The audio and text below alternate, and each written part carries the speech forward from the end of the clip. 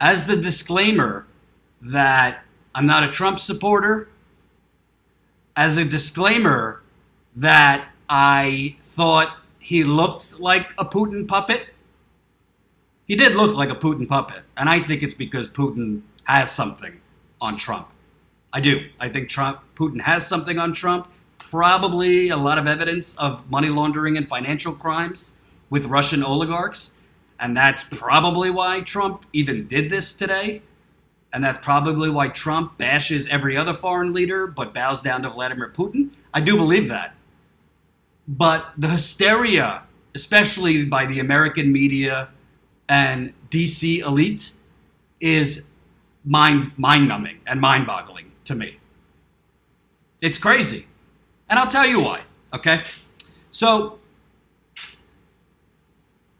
well, I had some downtime in December and January. Obviously I was let go from my job and all that business. So I did something that I've told you all to do.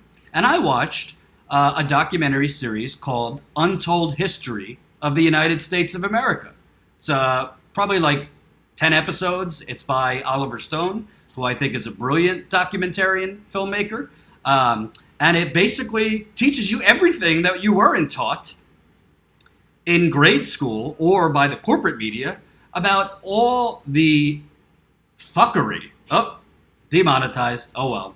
All the fuckery that has happened at the hands of the United States of America. I'm not talking about interfering, just merely interfering in other countries' elections. I'm talking about, like, toppling other countries' democratically elected leaders and installing our own leaders that are friendly to the United States business interests, but not so friendly to, let's say, democracy, human rights, installing terrorists. The United States has been doing this all throughout the world, dating back to the turn of the 20th century. We're talking over a century now. Before the buildup of the military-industrial complex, during this military-industrial complex. So when people attack me on Twitter for it's a new phrase, I've never heard it until recently, Jordan, you're just a giant whataboutism. You're all whataboutism, Jordan.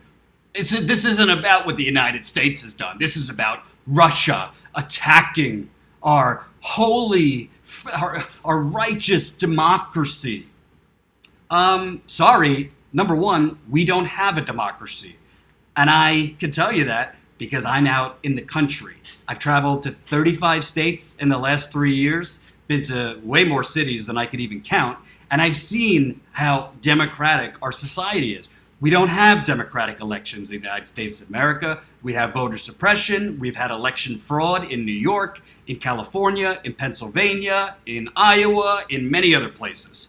We have aristocrats and wealthy donors and corporations that buy off the politicians, and then the political parties that are bought off then decide which candidates they are going to elect. Not the voters, but the parties decide which candidates they're going to elect.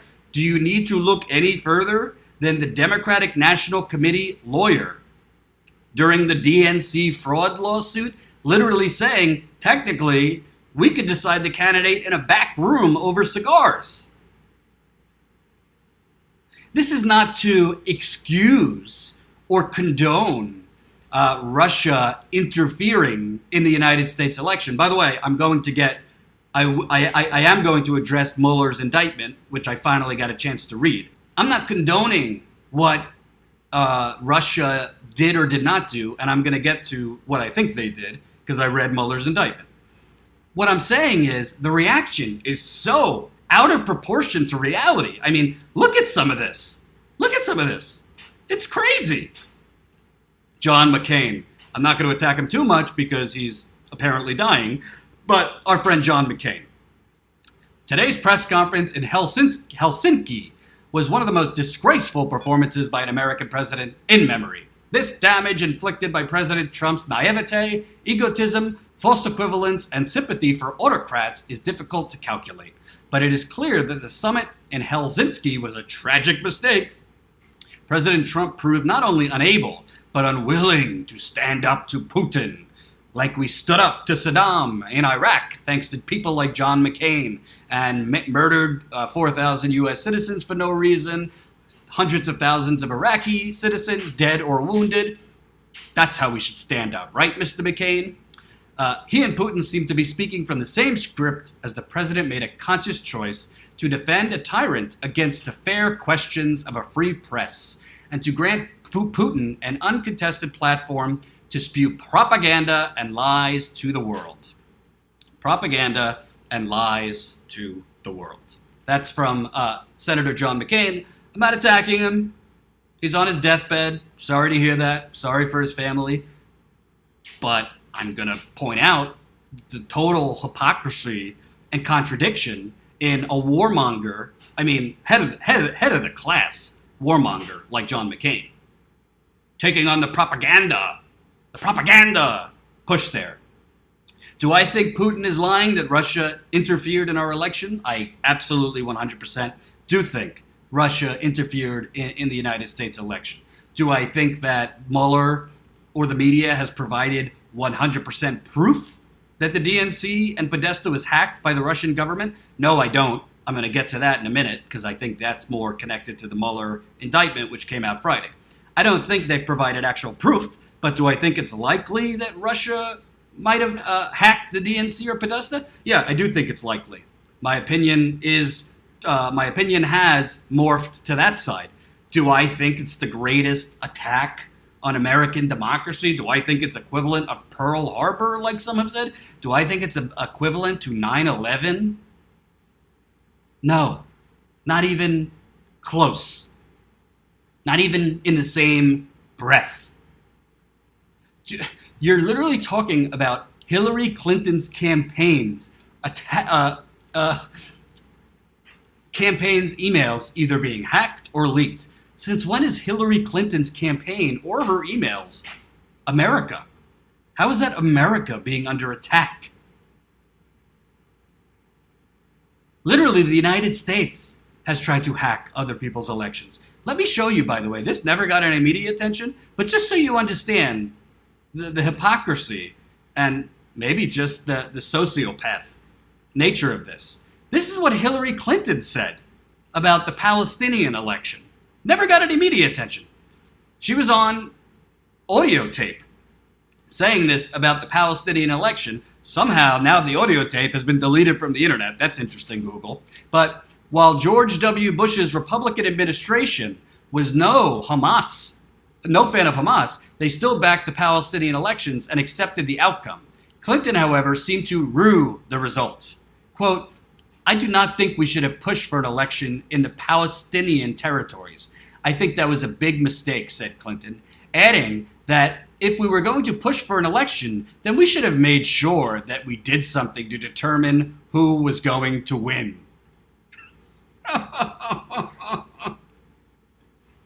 Oh, Jesus. You can't make it up. You just can't make it up. So the DNC's lawyer during the DNC fraud lawsuit, he says, well, if we want to, we could just go in a back room and decide the outcome of the election. Democratic Party politicians have openly on the record said the party should decide the nominee, not the voters. This has been said on the record by some Democratic politicians. We have tried to interfere, we have interfered in other countries' elections. Let me show you something else here. While Americans feel justifiably angry at alleged interference with their political process, they have also been handed a mirror, and the reflection should disturb them. For the U.S. is a world leader in the field of intervening in the internal affairs of other countries. The alleged interference is far more extensive than hacking into emails belonging to unfavored political parties. According to research by political scientist Dov Levin, the U.S. and the USSR Russia together intervened no less than 117 times in foreign elections between 1946 and 2000, or, quote, 1 out of every 9 competitive national level executive elections. And before I continue getting into that, I want to make something very clear, okay? Because two things can be true at once. Because those of you who are, calling me a Putin puppet, and Jordan, this whataboutism, that's not what I'm saying. What I'm saying is two things are true. Number one, not a good thing, bad thing, threatening thing. If Russia is able to hack into political campaigns, even ones that I don't like Hillary Clinton, it's a bad thing. It's a bad thing. Honestly, I would say it if they did it into the Trump campaign. I would definitely say it if they did it into the Bernie campaign. It is not a good thing that Russia, if they did hack into, which I'm going to get into that in a minute, if they did hack in, it's a bad thing. Governments should not be interfering in other governments' elections, even if they're releasing true information. I don't think it's a good thing that Russia was sending out troll farms on the internet to, try to brainwash, and try and basically involve themselves in our election. No, it's not a good thing. Do I think it's World War III? Do I think it's Pearl Harbor? Do I think it's 9/11? No, I don't, because I know history and I know world history. And I think a lot of people, especially the Hillbots, especially the establishment, they're so deranged about Trump in for good reason, for great reason. Trump's a maniac. Trump, I think, is unstable. And I think Trump is doing a lot worse to the United States in terms of his policies than he did in terms of his mouth today. And I'm going to get to later. There's something that was said during the Trump-Putin love fest that was much, much more damaging to the United States and the planet. The planet. If you actually care about the planet, there was something said that's much worse, much more telling, that no one's talking about. I'm going to talk about it. What I'm saying is two things are true. Number one, Russia interfering in the United States election, it's a bad thing.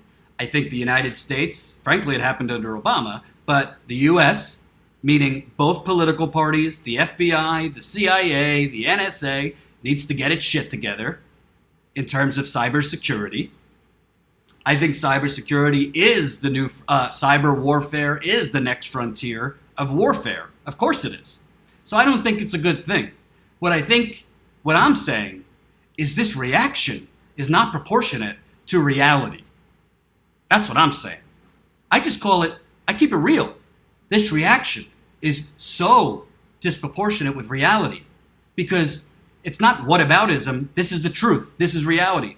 The United States, because we are here, let me tell you, we are an imperial nation. We are an imperial nation. The United States, when they get a taste of its own medicine, oh my God, hide under your desk. We're under attack. This is the end of democracy. Trump is treasonous. This is treason. When we do this all over the world, and we have literally, I'm not talking about hacking other people's electoral systems. I'm talking about literally stoking up and creating fake protests in countries to topple democratically elected dictators. If you don't like me speaking the truth, turn off the channel. You don't have to watch me. I don't care. But I'm going to speak the truth.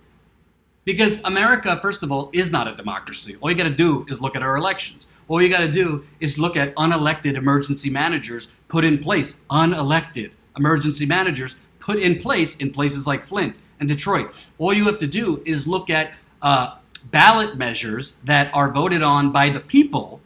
Ballot measures that are voted on by the people during elections that are then repealed by state legislatures. We don't have a functioning democracy. We haven't had a functioning democracy since I've been alive, and well before then. We have a system that is bought and paid for by the corporations and the donors, and the lobbyists, and frankly the media is bought off by multi-billion-dollar corporate conglomerates that own these media outlets. So when you tweet at me or you comment here, oh, this is whataboutism. No, this is what about reality.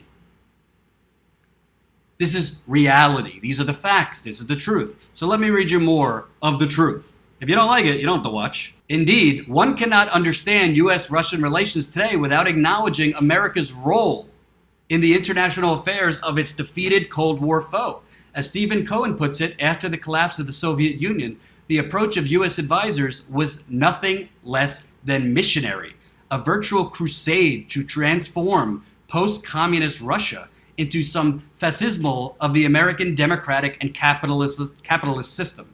As soon as Bill Clinton assumed the White House in '93, his experts discussed formulating a policy of American tutelage, including unabashed partisan support for President Boris Yeltsin, who was not popular at that time in the Soviet Union. The Russian Federation. Political missionaries and evangelists, usually called advisors, spread across Russia in the early and mid-1990s, notes Cohen. Many were funded by the U.S. government. Zbigniew Brzezinski, the former national security advisor, and Mika Brzezinski from MSNBC's father, talked of Russia increasingly passing into de facto Western receivership. The results were, to put it mildly, disastrous. Between 1990 and 94, life expectancy for Russian men and women fell from 64 and 74 years, respectively, to 58 and 71 years. The surge in mortality was beyond the peacetime experience of industrialized countries. While it was boom time for the new oligarchs, poverty and unemployment surged, prices were hiked dramatically, communities were devastated by deindustrialization, and social protections were stripped away. To the horror of the West, Yeltsin's popularity nosedived to the point where a communist triumph in the '96 presidential elections could not be ruled out. Yeltsin turned to the oligarchs, using their vast resources to run an unscrupulous campaign. As Leonid Bershitsky puts it, it was a momentous event that undermined a fragile democracy and led to the emergence of Vladimir Putin's dictatorial regime. It is even alleged that in 2011, Putin's key ally, then President Dmitry Medvedev, privately suggested the election was rigged. And let me tell you some more about that rigged election in the 90s. Here's Oliver Stone. Russia's GDP under Boris Yeltsin had dropped 40% in value, maybe more. Poverty was endemic. The oligarchs were corrupt and getting rich like mad. Those oligarchs in the 90s became a problem. Boris Yeltsin was very unpopular, but the '96 election of Yeltsin was a complete fraud. The U.S. supported the election to make things work and gave him an International Monetary Fund loan before the election. They gave him all they could to make him win. We sent over teams of advisors. They were a disaster. The country privatized as much as they could, at the advice of the U.S. and their advisors for the U.S. as fast as they could. It was like Ronald Reagan comes to Russia. It didn't work. People suffered greatly. I didn't hear anything. And by the way, Rand Paul, who I don't agree with in just about anything, Rand Paul had the temerity to say this on cable news the other day, basically saying, well, Russia interfered in our elections, but we've interfered in other people's elections, and he was attacked like nobody other for supporting Putin and being a puppet. Like, I wasn't alive, but this is getting very close to the levels of, Committee on Un-American Activities level. You got some journalists tweeting out, traitor, against people that either question the intelligence provided or the accusations provided by Robert Mueller, or call you treasonous or a traitor if you're not as foaming at the mouth as them. Again, I don't think it's a good thing, Russia interfering in U.S. matters or the election. Do I think it's the equivalent of Pearl Harbor or 9/11 and we're under attack and blah, blah, blah? No, I don't. Sorry, I don't. You know what I do think attacks American democracy? You know what I really think is an attack on true democracy? registration deadlines for voting. I think there should actually be same-day registration. I think you should be able to just come and vote if you could show that you're an American citizen. That's an attack on real democracy. You know what else is an attack on democracy? Closing 2/3 of the polling places in different states before an election. That's an attack on democracy. You know what's also an attack on democracy? When corporately seized media outlets call the election before all the votes have been counted. That's an attack. That's what happened in the Iowa caucus. All the cable outlets called the election. Bernie Sanders was only losing. He was losing by 0.1%. I mean, there are real attacks on democracy. You know what else is an attack on democracy? When the governor of Michigan, Rick Snyder, appoints an unelected emergency manager to basically decide to switch a city like Flint to a toxic river like the Flint River. The city council of Flint didn't vote for that. The mayor didn't choose that. An unelected emergency manager. That's an attack on democracy. You know what else is an attack on democracy? When the citizens of South Dakota, if you're watching, the citizens of South Dakota voted on a ballot measure in 2016. They voted for an anti-corruption ballot measure that limited the amount of influence lobbyists could have. Their state legislature, gasped, couldn't accept donations from lobbyists. They voted for that. And the state legislature repealed it. You know what else is an attack on democracy? When Birmingham, Alabama, which is 74% African American, votes to raise the minimum wage from starvation level $7.25 to less starvation level of $10.10, and the all-white legislature blocks it.